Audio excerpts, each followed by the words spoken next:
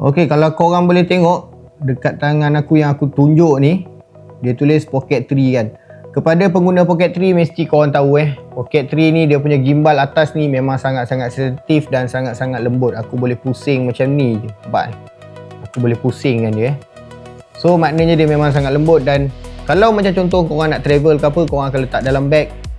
Dan bila korang tergerak sikit je dia boleh gerak So nak repair ni, kalau rosak ni nak repair memang cukup makan modal.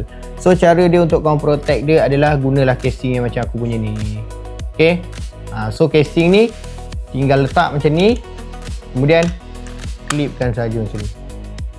Okay, so korang boleh tengok dia dah kemas macam ni, dan gimbal dia pun dah terjaga dan terlindung daripada tercuit macam tu ke. Okay, so kalau korang ada Pocket 3 macam aku punya ni, better korang dapatkanlah satu protection yang macam ni. Okay, nak dapatkan harga dia tak mahal pun daripada korang makan modal nak repair dia punya gimbal. So better korang dapatkan sekarang. Nak dapatkan, tekan dekat bawah.